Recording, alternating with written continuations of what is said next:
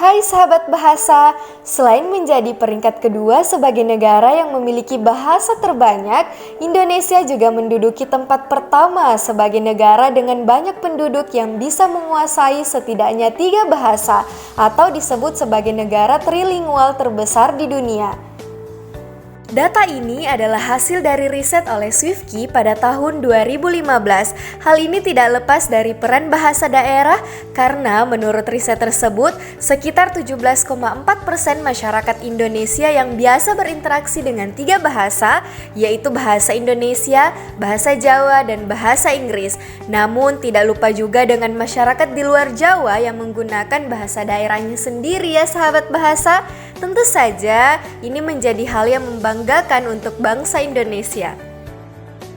Data terkini dari hasil penelitian oleh peneliti BRIN, Obing Katubi, menyatakan bahwa ada 400 bahasa dari total 718 bahasa daerah di Indonesia yang terancam punah, dan bahasa daerah tersebut berasal dari bahasa daerah yang ada di Indonesia bagian timur. Sebelumnya, Indonesia sudah punya 11 bahasa daerah yang resmi dinyatakan punah karena tidak ada lagi penuturnya.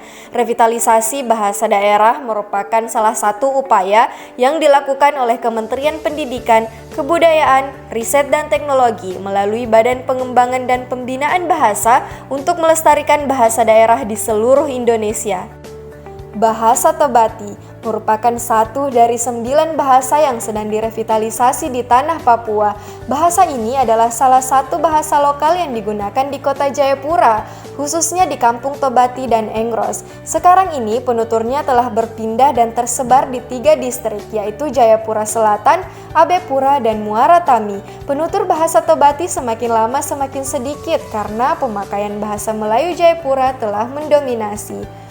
Masyarakat yang usianya di atas 50 tahun fasih dan paham dengan baik bahasa Tobati, sementara usia 20-40 tahun cukup baik dalam berbahasa Tobati. Namun, anak-anak di bawah 20 tahun hanya dapat mengerti bahasa Tobati sehari-hari dan dapat sedikit berbahasa Tobati. Bahasa Tobati merupakan bahasa lisan yang tidak memiliki 15 faktor tulis atau aksara. Bahasa Tobati juga belum memiliki dokumentasi yang memadai, baik dokumentasi berupa tulisan maupun rekaman audio dan visual. Faktor-faktor lain yang menunjukkan lemahnya daya hidup bahasa Tobati seperti jenis dan kualitas dokumentasi, ketersediaan bahan ajar dan literasi, dan respons terhadap ranah dan media baru. Penguatan pada faktor-faktor tersebut sangat diperlukan untuk meningkatkan daya hidup bahasa Tobati. Oleh karena itu, Balai Bahasa Provinsi Papua melalui kegiatan pelatihan guru utama revitalisasi bahasa Tobati dalam rangka implementasi pelindungan bahasa daerah di Kota Jayapura tahun 2023 hadir untuk melatih para guru master yang akan mengimbaskan pembelajaran bahasa daerah di tempatnya masing-masing. Kegiatan ini dilaksanakan di Hotel Grand AB Kota Jayapura pada tanggal 15 sampai dengan 19 Mei 2023. Pembukaan kegiatan dihadiri oleh PJ Sekretaris Daerah Kota Jayapura, Robi Kepas Awi, SE, MM. Penerapan penggunaan bahasa Tobati di lingkungan sekolah juga perlu mendapat dukungan dari pemerintah daerah, guru, pegiat, dan generasi muda. Beliau juga mengharapkan kegiatan revitalisasi bahasa daerah ini tidak hanya bertujuan untuk festival semata, tetapi dapat merangsang dan menumbuhkan rasa suka dan bangga generasi muda untuk berbahasa Tobati. Hal ini akan berdampak pada semakin kuatnya akar budaya, khususnya bahasa agar tidak tercerabut dalam gerusan perkembangan zaman. Narasumber pertama pada kegiatan ini adalah Ibu Regina Rumrapuk. Beliau adalah pemerhati bahasa Tobati di Kota Jayapura.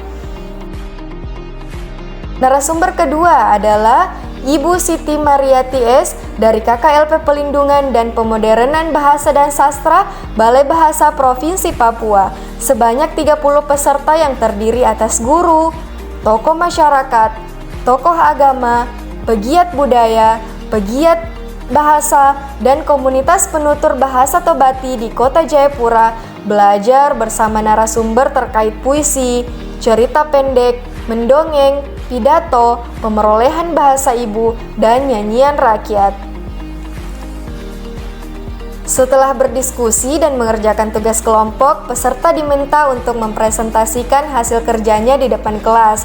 Peserta antusias untuk tampil menunjukkan hasil kerjanya tentang materi yang diberikan oleh narasumber. Tidak hanya itu, kegiatan ini menjadi momentum penandatanganan komitmen bersama tentang revitalisasi bahasa Tobati. Perlindungan bahasa daerah termasuk sastra di dalamnya merupakan tanggung jawab kita bersama.